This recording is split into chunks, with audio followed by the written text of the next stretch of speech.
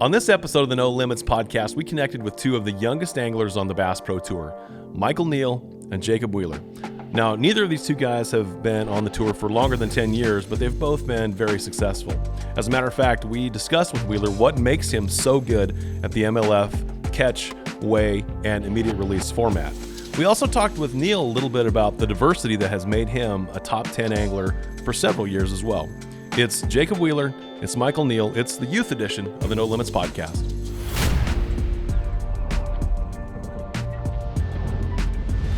You guys both had great years. I mean, really good years. I mean, you won an event. I mean, you were up there challenging, for both of you were, for points championship. I mean, both did extremely well. Were you comfortable with it coming into it? Because we just talked to Tharp and Scroggins. And Tharp admitted flat out, he said, I was so nervous coming into this whole thing because he'd never experienced it before. I mean, this is kind of an obvious question, but do you guys feel like you were prepared for this whole thing a little better than others?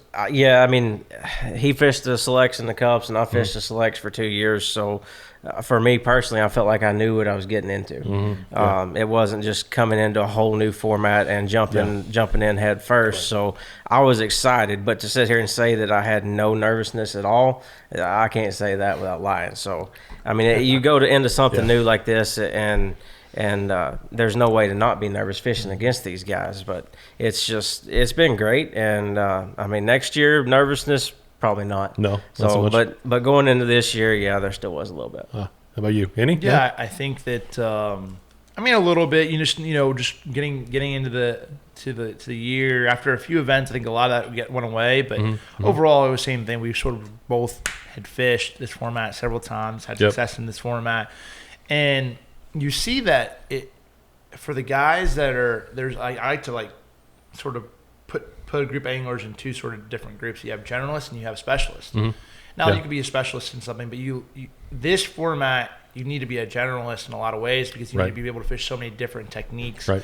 You have to adapt. Where I love throwing a topwater, and I feel like I'm a specialist in that category, one category, but I try to do as much as I can to be a generalist and understand every technique. I think and that shows with a lot of the young guys where, before back in the day, there's guys that have picked a few techniques and that's what they do. And when they're catching them, that's what they're doing. But when Michael's catching them or Jordan Lee or any a lot of these young guys, you don't have any clue what they're doing. Could be anything. It could be anything. It could be out deep. It could be up shallow. It could be all in between.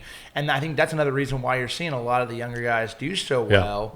Is because for me it was a fun year regardless. I had a horrible finish at Conroe. That was when I locked in a buzzman in my hand and it's 55-degree water and I said, heck, I'm gonna catch me a couple big ones or I'm not. And I didn't catch any. Gotcha. But overall it's been a learning experience. It's been a lot of fun this year. So safe to say the guy who won the points championship is a good example of diversity. I mean Edwin kind of just was kind of a notch above as far as being right about decisions the entire year. He's one that you look at, Edwin, and he's, in my mind, one of the most versatile veterans, hands down, in the sport. You look at his past career, or this last probably 8 years of his career, and he'll go to Kentucky Lake, win a tournament, then go straight up to St. Lawrence, win a tournament. That's right. And go, and completely different fishing. But yet, that's when you just know a guy. There's times that he goes back to generalist and specialist. That's right. That he's a generalist, but he's so good at so many different things. How about a guy like so to go to the other end of it? So Morgan wins in Chickamauga. He's not as Andy's fished a certain way for a lot of years, and he's been really good at it, but he's not a guy who you're going to likely see with a spinning rod in his hand most of the time for any reasons, really. But he goes to that fishery that sets up pretty well for him, and he ends up winning it. So there's an example of a guy who's a little bit on the other side of things who capitalized on it this year. Yeah, and he still had a great year. I think he came in 11th in the points. Great year. So he had just a couple of bad tournaments to start the year off, but other than that, he had a great year. So, and he's one of those guys, he's got his technique, but he's fished over the years so many of the clear water, other lakes, and he always finds a way to make his style work no matter where he goes. That's right. So Yeah. it's kind of a mix of the two, I You're guess. right. I mean, he You're still right. does what he does, but he may go down the 12-pound line and a 3/8 jig instead of 20-pound line and finesse 5/8. it, Yeah. Yep. He's just got a way Absolutely. he's figured out how to make Yeah. it work all across the country. Yeah, yeah. How much does living in the neck of the woods you live in now, how much has that helped improve your fishing game? I mean, I fish a lot. When I get home, you Yeah. know, I all I do is fish, you know, and so I get home and I get to mess around and go to Nickajack, go to Parksville, go, you know, to Lanier, go to Cherokee, and all within a 2-hour drive. Yeah. It makes it really a huge benefit to be in that area of the country. You know, growing up in Indiana, there was not a whole lot of great fisheries. There are a few, but having that playground, having to be able to go out there and mess around with different techniques, you know, fish that are pressured, fish that aren't. Yeah. It's huge. I mean, it allows you to. It's like everything else. Like it's you know, I'm always tinkering with tackle. I'm always messing with this, messing with that, trying to be on the leading edge of something, buying tackle nonstop if I can, and see if, you know, this bait works or doesn't. And that's really important. Opposite end of it, you grew up in Fishtown, USA. Has it been difficult though to like not, because here, this is just a wild guess though. I would imagine that you grew up somewhere that's that great. It'd be pretty tough to really want to go anywhere and learn anything, because you know what? I know if I'm going to go right out there, I'm going to catch them good. Have you had to work against that at all or no? Yeah, a little bit. I mean, I fished at home so much, and then I fished in the BFLs. I had to start traveling and fishing some of the clear water. But, I mean, like you said, you got Center Hill, you got Dale Hollow, you got all kinds of fisheries within a little range right there. Yeah. And I don't spend as much time on the water as he does, or probably most guys, but and I should. But, yeah, it's still hard to leave knowing what we've got there. But, like, since the Bass Pro Tour event there, I've been on the water 2 days. So, I mean, to say that, no, I mean, it's still. How's that possible? Yeah, I don't. It's a good question. But I mean, running the store and stuff, I spend so Yeah, much time there. But it's just, I like going to other places and fishing now more so than I do at home. We talked a couple times this season about just some events that we have had that were pretty much standouts. And everybody talks about Raleigh because it was a new location to, you know, 78 out of 80 of you guys. I mean, it turns out that the guy who has fish there is the one who won it, Prosnick. But still, either way, it was a great opportunity to look at places that nobody in the world had ever heard of before, outside of Marty Stone. Yeah. And look what happened with that place. It was amazing. It was unbelievable. I mean, Jordan Falls, Yeah. I mean, Sharon Harris, those places, man, I mean, you know, in practice I shook a whole bunch off, and on Jordan I got on a good bite, and then you just didn't know how big. I seen one that eat my chatterbait, and it was like its mouth is like that, like 8, 9, 10 pounds. I mean, in practice, and I'm like, oh my goodness. Yeah. So at that point in time, you know, I mean, Mark had a good tournament. A lot of us, you know, it was phenomenal fishing. I think I hooked another 5-pounder, and I'd be like, oh, there's another one, just another. I mean, it was like every, you know, that day for me, it was like every bite, you're like, gosh, they're just so big. And I think we hit it right, but I mean, that was really cool to be able to go to a place and have a fresh start. Yeah, absolutely. And that's the thing we can do with this format is there's all kinds of hidden jewels like that all across the country. And if we can keep finding those, it's just, those are special tournaments. I didn't have a great one there. I still enjoyed it. I liked the going to 2 different places, and they fished a little bit different for me as far as the way I fished. I was throwing a jerkbait on one and flipping shallow cover and cranking shallow cover on the other. So it's I'm looking forward to more of those for sure. Which one of you two is older? You guys are pretty much the same age, aren't you? I'm older. I'm almost 29. I'm 28. I think Michael's 27. 27, yeah. Yeah. All right, so I mean, same age pretty much. Close No enough. difference really. Yeah. Do you think that your generation is not quite the right word, but guys in your age group, do you have an advantage over guys in their 40s, 50s in relation to like electronics, diversity? I mean, that's the one thing that you hit on. I'd like to go back to that is that the guys like yourself, Paul, Nick, Lee, Lucas, there's Mark Daniels, there's a group of you guys who are doing really well and have done really well, and you're all pretty diverse. I mean, there's not a one of you, I don't think, who's a specialist really. I mean, clearly you've got your strengths. Do you have an advantage, do you think? I don't know that it's an advantage. I think we were just we grew up more in the technology age to where we saw all these things develop, the new techniques. We got on the leading edge a little faster. I don't know that it's necessarily an advantage. I think we just took advantage of it a little bit more.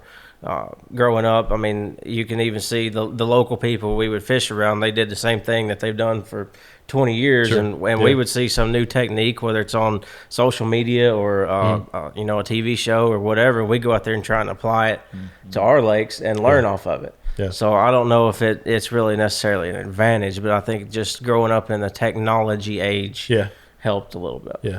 I would definitely agree with that. I think it also comes down to the fact of that you get locked into something, where you've done it for so many years and it's worked so well, and sometimes I feel like some of the younger guys are a little bit more open-minded. Totally. And make those adjustments a little quicker, where before, especially it really shows in this format. I think that's the biggest thing. It shows in this format because you can't just go out there and catch go pull up on a school and catch 5 big ones and then it's done. Yeah. And then you can just, it doesn't really matter what you do the rest of the day. Right. You have to constantly be adapting and changing and pulling a new rod out of your rod box and seeing something that you just, I need to try this, and practicing during the event, preparing, and looking for new stuff. I mean, that's all a part of this. And I think there's some of these guys who just do a really good job of being able to adjust and make decisions during the tournament and fish stuff that, like, this year I fished more times that I'm fishing new water that I never fished,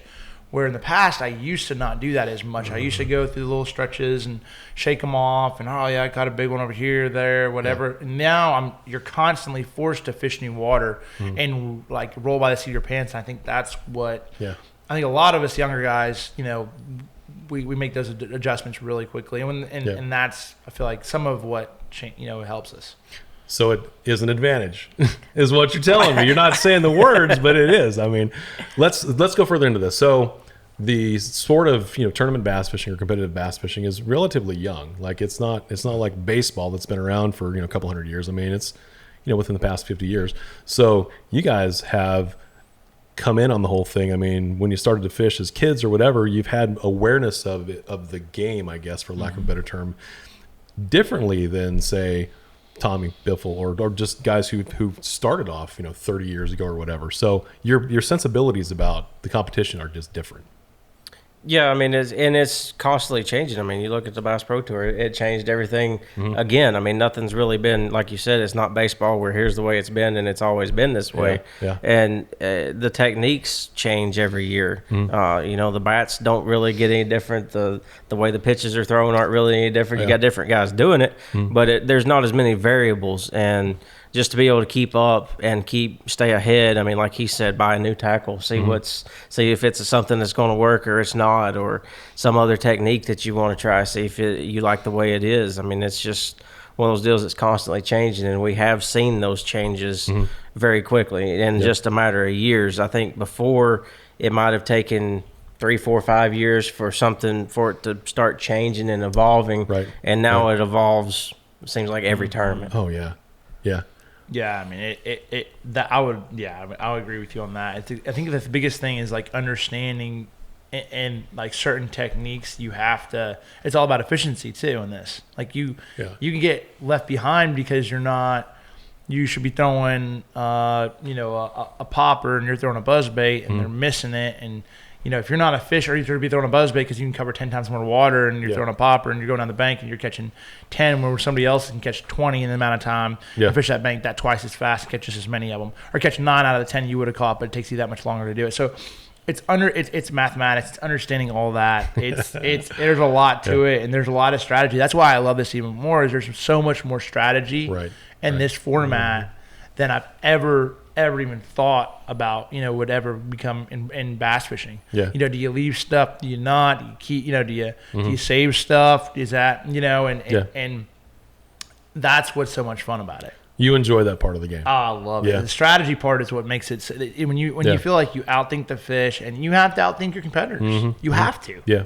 Because they're thinking just as hard. They're trying to prepare and prep, and you have to try to do different stuff. And if you have stuff by yourself, that's always makes it that much easier. You agree? Oh yeah, 100%. I mean, the strategy from the first select event I fished just seeing what went into the strategy and how it all worked. I said, if I could ever fish this over a traditional five fish, I'm in. Like, no question, hands down, this is where I wanted to be. It's just so much more intense, and it makes you focus that much more. Mm-hmm. I mean, you could, if you're out there for 8 hours and you've got to catch 5, then you can, you know, if it's the day doesn't start off strong, well, okay, I still got 7 hours to catch me 5. And this, if you have a bad hour and you're 20 pounds out of the cut line, well, you're pretty much done. I mean, you can have a miracle and come back, but it's just so much more intense, so much more strategy involved. You have to figure out, you have to stay on the fish from lines in all the way through lines out. This is the one thing that kind of struck me. It was the first, might not have been the first day of the first tournament. It was during the first tournament for sure. Rolled up on Jared Lintner, who did really well. But he was sitting in his truck, just sitting in his truck with his head down. And like knocked on the door, hey Jared, what's up? He's like, oh, dude, I've never been so stressed in my entire life. Like, and he rolled through this description of, he's like, it's like my brain hurts, my head hurts, it's awesome. But so he really kind of summed up that first tournament, just kind of the whole different level of intensity that this whole thing requires out of you. That's the one thing I don't think guys who had not fished it. And this was a new thing also, by the way. This is for you guys, even though you fished it before. You didn't fish this format with as many anglers, number one, and you didn't fish them with this particular group of anglers. So I'm going to say that it's probably was more intense even than you guys anticipated.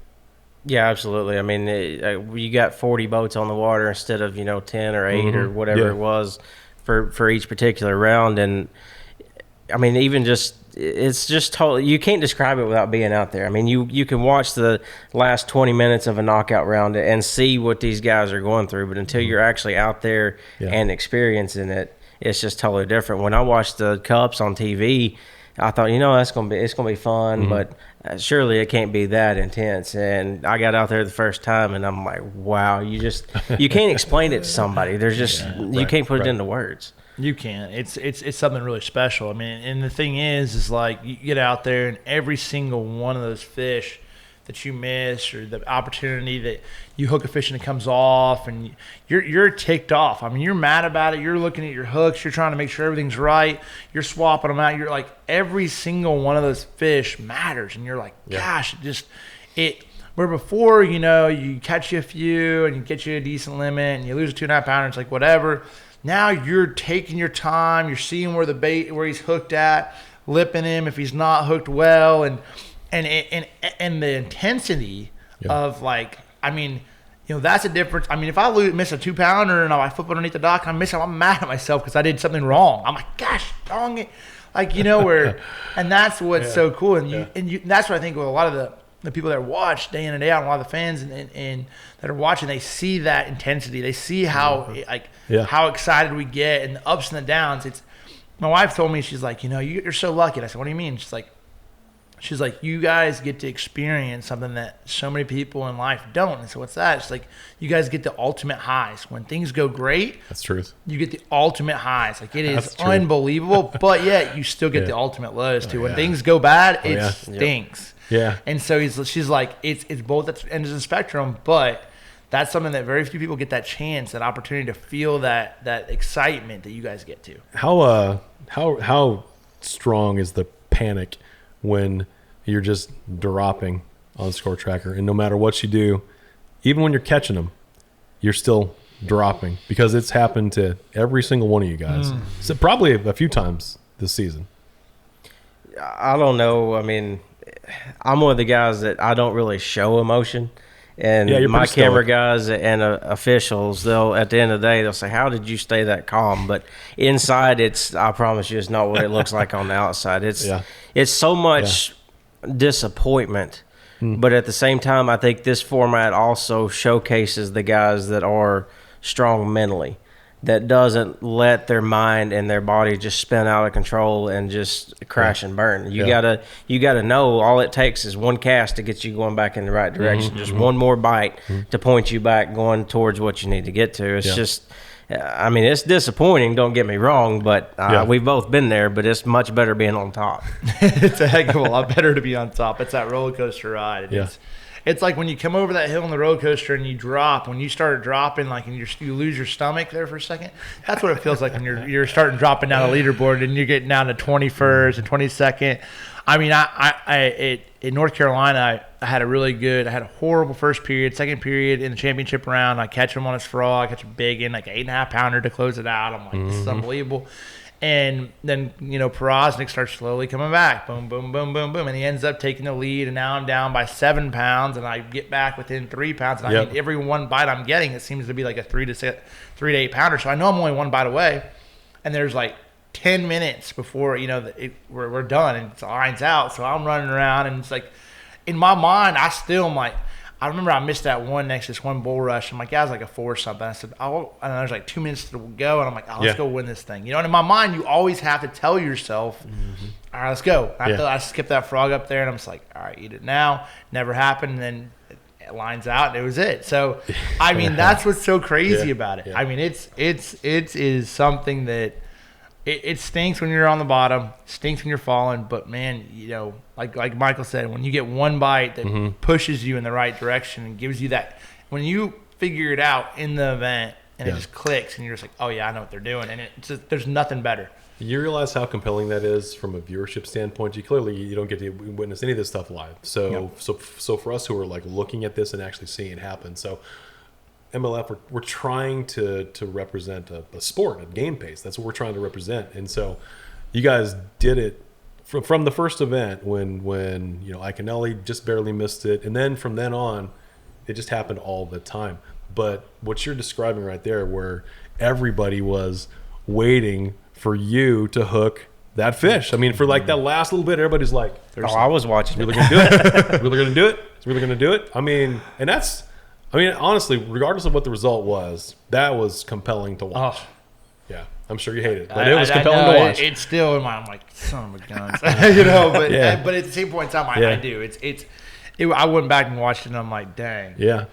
Man, it was nuts. And then Jacob had lost a few fish, and everybody, there's emotions are high. Like, Jacob's over there huffing and puffing, he's freaking out. Like it was a good deal, man. I mean, thankfully I got another opportunity at Table Rock, so I wasn't as upset at that point in time. But I just came off, second place and then another second. I was like, gosh, dang it! It sort of happens that way. Yeah.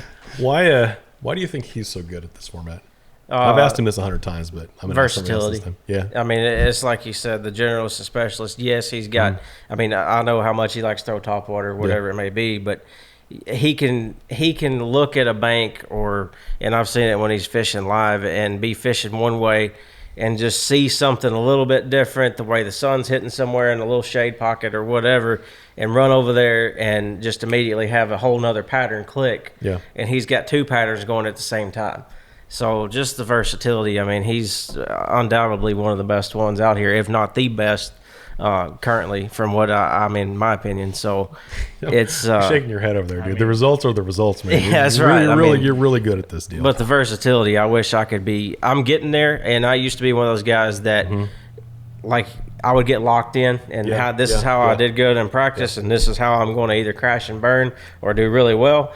But now I'm starting to figure out a little bit more how to adapt. But he's on a whole nother level with that versatility than everybody else. Is that because of where you grew up fishing? Is that because, I mean, why are you versatile? What's your? I think you just actually crazy growing up. I always watched Ed, and Ed was one of my favorite anglers because I seen how versatile he was and and that was something that I always wanted to be good at, multiple different techniques. And I mean that's something that it takes time, and I've learned so much from so many different people, and it takes time. Like, you acquire a technique. I've always loved throwing a top water. There was guys when I was 13, 14 years old where they wouldn't take me fishing on a Tuesday nighter because all I wanted to do is throw a skitter popper around. They're like, I ain't gonna let you do that, son. But eventually, you learn a technique, and it's become a game of understanding every technique I possibly can. And it's also like a challenge. Like, you try to work. You got to work on your game like anything else. In the off season, you got to go, okay, well, hey, I hate throwing a Carolina rig. I hate it. Gosh, I hate throwing a Carolina rig. Right. But I spend time trying to understand that technique. All right, hey, I hate fishing grass and dragging a worm around. All right, I need to understand more about why they get on those places and what they do. And it just it's trying to understand the whole game. Being a student of the game is really, truly key. Yeah, yeah. And I mean, you see Michael. Michael's probably one of the, if not the best offshore fisherman in the last 10 years to come around. And so he understands electronics. He gets it. But then he's adapting. You see him now. He's adapting to what day in and day out, to like how he's going to adjust and what he's going to do. And, you know, where it was an offshore event, Michael was in the top 5. Yeah. This is how it is. Like, where's Michael? He's going to get it. He's going to have 25 places where they're at. Yeah. It's just how it is. And so, that's right. But now he's, you know, and he's adapting. I think that just takes time. And so I think you're going to see more anglers. Yeah. You know, if they're really wanting to can do well, they're gonna try to get to the point where, you know, they're gonna work during the offseason. They're gonna work harder to become more versatile and do their thing, and I think that's a big part of it. There's a couple of sort of general situations or techniques or whatever that I think if you were to survey all 80 guys, that these two would be the most. So the offshore thing is one that I think most guys would dearly love to improve. Like there's several of you guys who are really good at it, but I've actually kind of just randomly asked a couple guys if you were better at one thing, what would it be? And a lot of them answer that. A lot of them want to be better offshore. Another one is want to be better smallmouth fishermen. So you like fishing smallmouth? You like fishing smallmouth? Yeah, no. I love catching them, but in a tournament situation, not so much. I mean, Them suckers will burn you. Yeah, my experience, they're like ghosts. They're so nomadic. You may catch them right here today, but there was nothing there holding them, but they were there, and then you come back the next day, and they may be 400 yards that way, or you may never find them again. So, yeah, I mean, smallmouth fishing is definitely one of those deals. It's fun, and they pull so hard, they fight so fun, and they jump, and they're just acrobatic, but tournament situations, I'm not so big on it. Not so much? No, I definitely need to. I would be one of those, if you ask me what to improve, it would be either smallmouth fishing or flipping, pitching type stuff. That's pretty fair, right? That is. Yeah, pretty fair. Absolutely. I mean, for me, I just, you know, shoot, smallmouth, they're great. There's times like that I've learned so much just going out there and fishing for them over the years. And I remember fishing tournaments up on Lake Erie and just having bad events because I didn't, and a lot of it's just like having enough places like anything else, you know, and putting your research and your time in, and it's time consuming to find them suckers offshore because you have to fish a lot of times to find them. They get so tight to the rock. Some places they don't, but some places it's really tough to graph them. And so, but them smallmouth, they're truly a completely different animal beast. Yeah. It's a lot of fun to chase them, and there's times when, man, you can get dialed in on them and it just works. I mean, Pollock's probably the best that I've seen, you know, as far as understanding them day in, day out. But yeah, I mean, I would work on multiple different things. I just, you know, my biggest thing is if I had to work on one thing, I would say it's fishing the stuff that I can't graph. It's always, I love graphing them. I do. I mean, I've been able to graph them in 5 and 6 sometimes, but sometimes it's hard because like, you get so caught up with your electronics, and sometimes guys that just sit there and can drag around and find them fish, they'll whoop you. They'll beat you. In your opinion, who is the best natural fisherman out here? I'll let you go first. Who do you think is? Oh, me? You first. I'll put you on the spot first. I guess. Who would you say is the most natural fisherman out here? Or either one? Just the most natural. I gotta say Andy Morgan. I mean, that's From what I even haven't fished in the same boat with him, but just a handful of times. Yeah. But you just watch him, and it's just nothing. He doesn't force anything. It's just he can just pick up and roll and go wherever he wants to go and figure out a way to catch them anywhere across the country. I feel like Andy was born in the wrong era. I think he should have been like a mountain man, like a prospector. I'm serious about that, dude. He's got like his natural instincts in general are like, just listen to him talk about fishing and hunting more than fishing. Yeah, but still, you're just like, dude, you're on a whole nother level. Like, wow. Yeah. I mean, Andy's definitely a good one. I would have to say Ott Defoe. Otter's so good, man. And he's actually just a few years older than us, 32-ish, you know, and he has a family and everything else. So people look at him like, hey, man, Ott, you know, it's just, but he's just such a natural. And the crazy thing is, you know, I'm good buddies. I talk to him all the time, and I'm sitting there, and Otter just, he he practiced his butt off, and last year but he won't practice. He'll get off the water at 3:00, and and he won't practice a full day. He'll get back and eat dinner with his family and everything else. And I'm there at daylight, and he rolls up at 9:00, and it's like what? Like he just.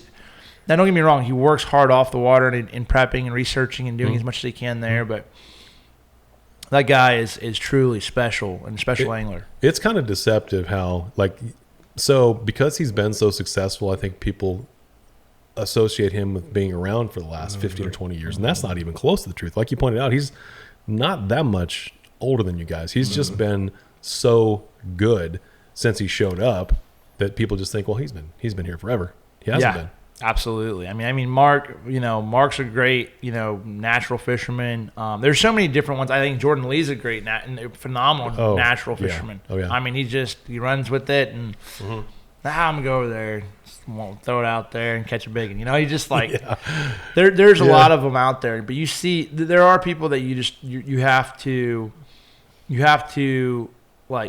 work a little harder, and there's guys that just go out there and just it's easy for them. It just works. It clicks. It's just man, they're gonna be right there. There's gonna be some right there too, and then they go up there and catch them. It's just like what? And doesn't have to be a rhyme or reason. No, it's just the way it is. Yeah. It is what it is. It doesn't look any different. And the crazy thing is, you would think it would be because of the more situations you've seen. Yeah. Hey, look, I've been on the water more than you experience, have. So experience for me is so you would think the veterans would completely outperform, in a lot of ways, because they've seen so many different things happen. Yeah. And they've and a lot of times it's not how it is. It's just that natural ability to go wherever you're going and just I think I'm gonna do that. It's crazy. Yeah. Like Jordan just fishes around like he don't care. And then Andy and Jordan, I feel like, have a lot of the same. Yep. I'd say you're probably right. The same mentality on a lot of ways. I see a lot of them, they're very similar. Where even Ott does in a way, but I know Ott too well. He cares. He cares quite a bit. Yeah. He cares quite a bit. He's not. Now that doesn't mean they're not working hard either. No, I think Andy puts his rod up and he ain't going out whatever. Now Jordan does, a little bit more, but it's interesting. I mean, I think there is a certain point when you mentally, when you don't care as much, and or you just don't. It doesn't bother you if you win or lose. Yeah. It bothers everybody, but to them, it doesn't look like it does, and they just go out there and they fish very openly. They're not the pressure. It's a mental battle too. It's like they just mentally can take it. They just don't. It doesn't bother them as much. Yeah, it's almost like going through the motions. Like you see somebody getting just like in a rut, but these guys, they still care. They're just going through. It appears from the outside that they don't care. They're just out there flailing around doing whatever, but in their head, it's that natural talent that they've got that they don't have to force things.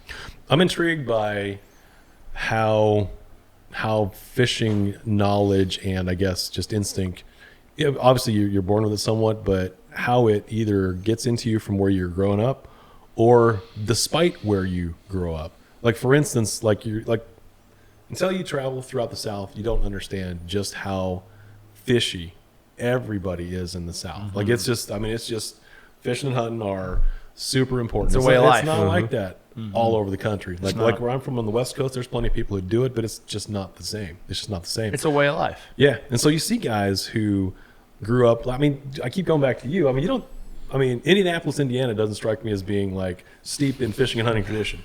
No, there's not very many professional anglers that come from Indiana. No. It's not. And a lot of that came down to the fact is there's just not a lot of places to get bites and understand things. It's like I remember in a BFL and a lot of times where they would have you catch 3 fish for 8 pounds, you'd be in the top 10. There wasn't the number of bites to truly learn. So that way when we went out on tour, if an angler went out on tour from Indiana, they would have a tough time because they're like, hey, I'm getting 6 bites a day or 5 bites a day. I'm doing okay, man. I'm catching a limit.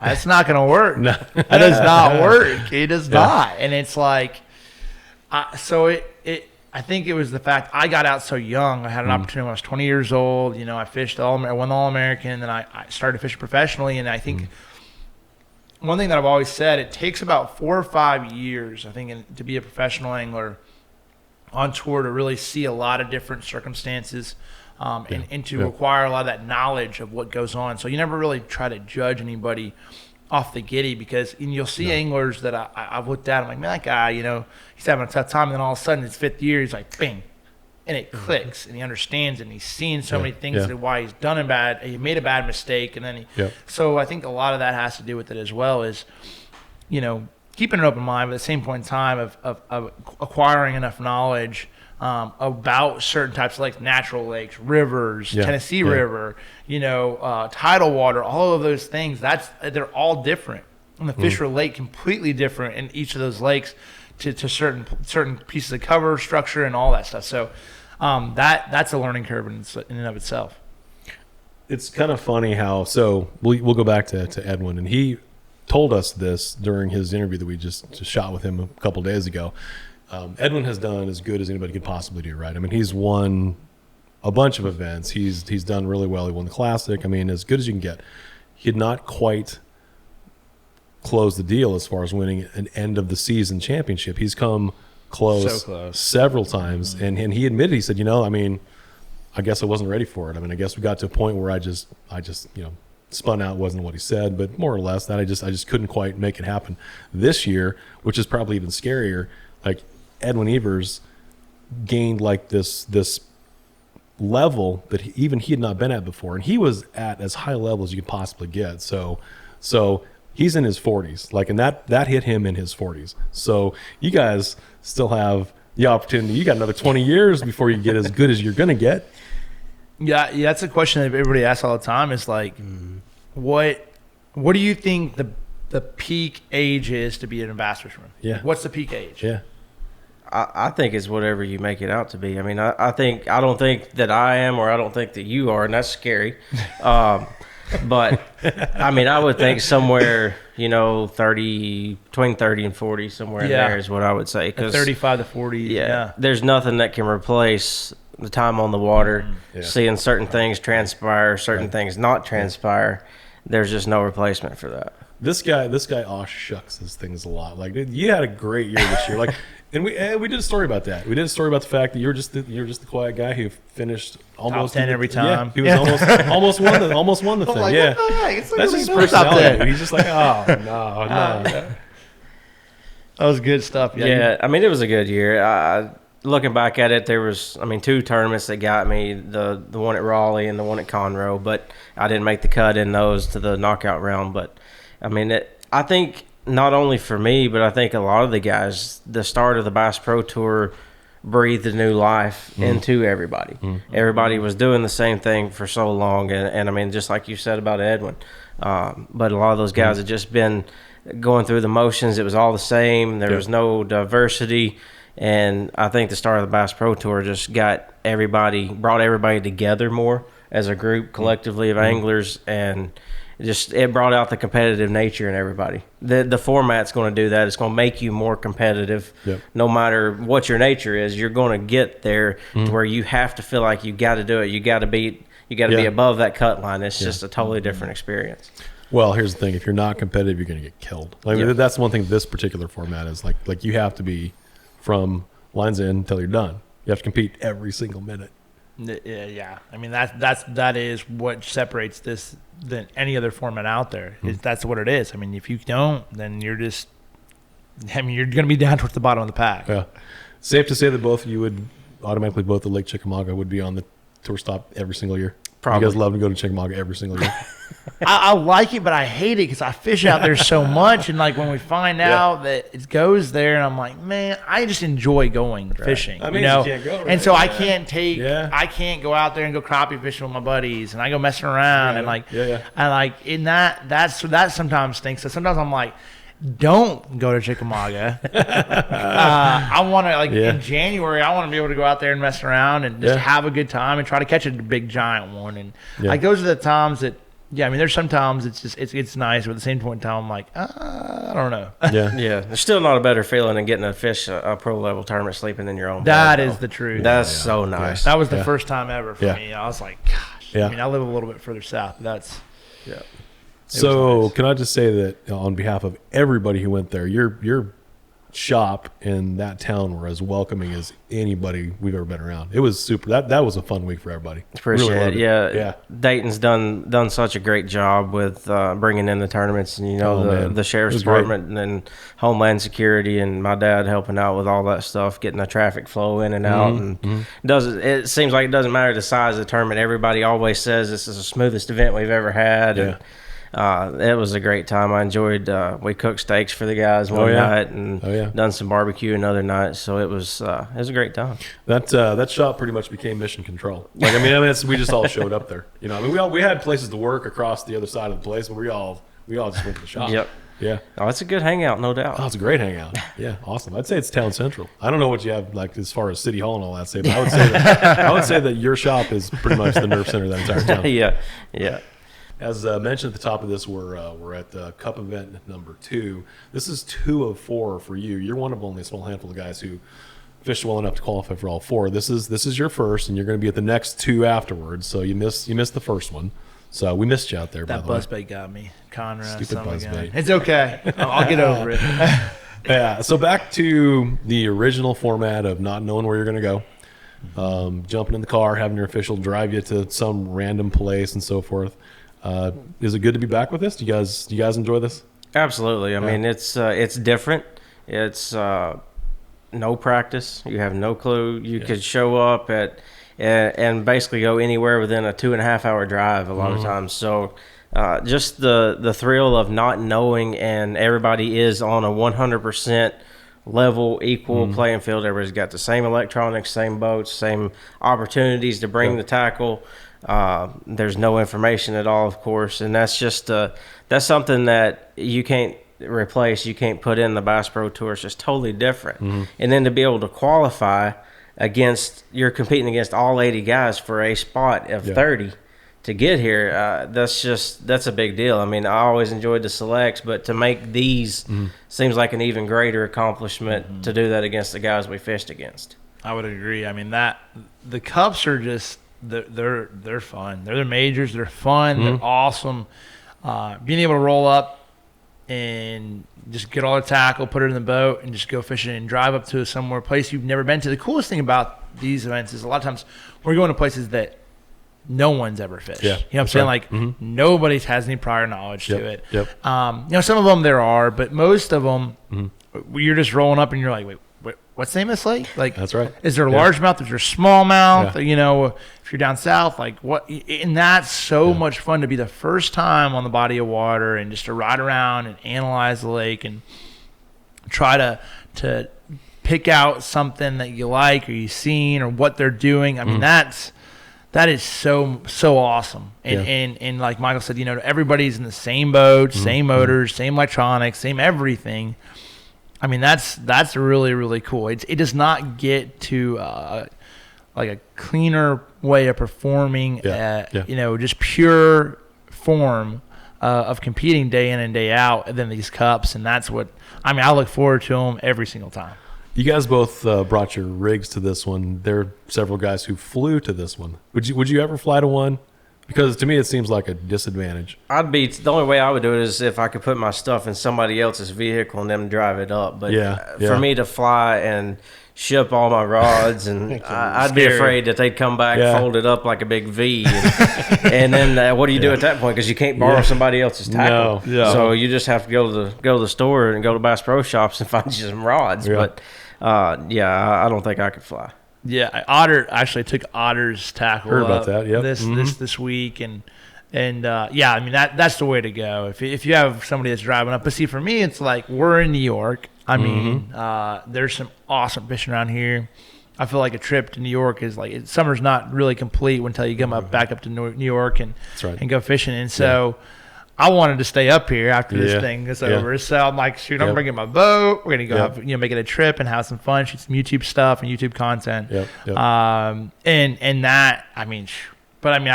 be tough. I mean, you really at the end of the day, most of the time, it just more so. I'll tell you who's got something set up and he's got it figured out. It's Faircloth. Faircloth has boxes at his house that he specifically has for the cups. And everything his tackle organization is all this box right here, or this whole bin is just for all my cups. So like he has maybe like 3, where like normally if we have a box of DT6s, I have 100 of them in there. Yeah. Well, you know, he has a crankbait box for a cup, and he has the hodgepodge or whatever he throws. You don't need as many. You just need a little bit of here and there. So he's already ahead of the curve, like knowing you don't need normally as much, and that's something that I'd like to get a little bit better organized, where like he is. Yeah, I've thought about that, and I've tried to make boxes specific, but my organization's like, if he's over here, then I'm way out here in left field somewhere. I'm not organized at all. So I'm like throwing like random baits in the dang boat, laying around, just like in the cup holder. There's a dang jig over here and a top water over there, and just like grab it and there is that sucker. I was looking for I believe it was Clausen posted on his social media his hotel room at this particular event. He said this is all cleaned up, and it's trash. Oh my God. It's like a bomb. Literally looks like a bomb went off on that whole thing. But how many guys are like that, you think? Oh, I think there's way more organized than unorganized. You think so? I do, from what I see. Yeah, I would say 25% of guys are unorganized, including myself. Really? Yeah, I'm not like. I mean, I'm organized to an extent, but I'm not. I feel like I have more tackle. I bet you I'm in the top 10% of tackle, as far as as owners of tackle in the Bass Pro Tour. So it's hard because like when you have that much tackle and to consolidate it into boxes and figure, you just bring so much. And you got tubs of your favorite worms and tubs of this, and you're just like, gosh, just throw it all in there and we'll call it good. Yeah, that's how the back of my truck is. I have to put my clothes in the back seat because everything under the camper shell is a boat cover and tackle. That's all that goes back there, and tools. That's why I'm curious about that, because I saw what Edwin brought to this deal. Like here's my tackle for this cup event, and I'm like, I mean, that's like what I would bring. But he also, before he posted like a picture before this, and said, "Yeah, I just got done working on my tackle. It took me 3 days." Right. So I mean, you got to understand. We spend if you're going to be organized in this tackle, you can spend a full month. Like I know last year, in my garage alone, I spent 10 full 8-hour days in my garage, and I still was not completely done with the tackle. I still had stuff to do. You talking about before the season started? Yeah, what do you mean? before the season started, just to set things up. Yeah. I took. I mean, it was. Isn't that pretty much the way it goes for you guys, though? I mean, doesn't it take you a week and a half to? I mean, you live with tackle around you like every single day of your life. I would say Michael's got a store to take care of, plus his own stuff. And I'm one of those guys that always waits till the last minute. So if the event starts on January 20th and I leave the 19th, I'll probably start about the 15th. Because I'm always the guy that waits till the last minute to do anything. But and then that's not counting when you try to organize after you come back home from being gone to 2 events. That's why I just throw it everywhere. Yep. So you could spend. I just throw that crap everywhere. Countless hours organizing if you wanted to. Yeah, the worst thing for me is those boxes. Like, go have like cardboard boxes of stuff I'm ordering on Academy, or getting in a tackle store, and you just got boxes of everything, and you're just like, I'll just hodgepodge, throw it in there, and be like, I'll get you later. And it's like all of a sudden, 6 months later. Do you ever get to it? Yeah, right. Oh, I got to where I got to where I have like baits, like where I lift them up and they're all, and I'm like, screw it, just throw it over there on the bench. I'll get it later this year. Rusted hooks, you got your split rings and all at that point. Oh yeah, you're just like, bad. You just got it. Sometimes you just like, heck, I got 6 more of them in the box. I'll get it this fall, and I'll change them out and clean them up. You have to. It's just like, gosh, you only have so much time. We really only have so much time at home. Mm-hmm. So like, you have to have your home base, and I do have things somewhat organized, but it gets messy pretty quick. I can find what I need, but I don't think anybody else could go to my tackle. I mean, that means you're organized in your own way. Depends on who you ask. There's times if you can find your stuff, you're organized.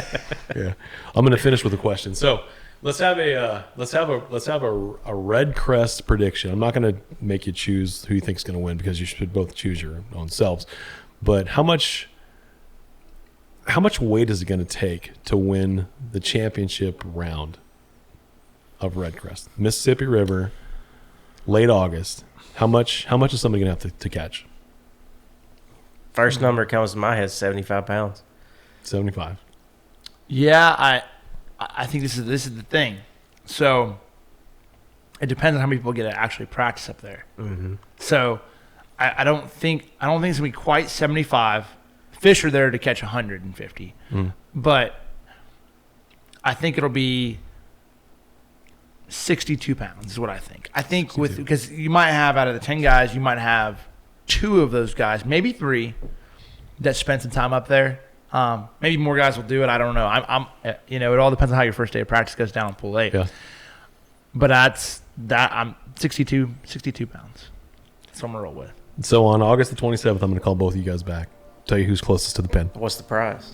Yeah. I don't know yet. Figure that out first. I don't know. Put me on the spot. Go over like, hey. Thanks for coming by, guys. Appreciate it. You have a good time. Thanks. Thanks, Joel.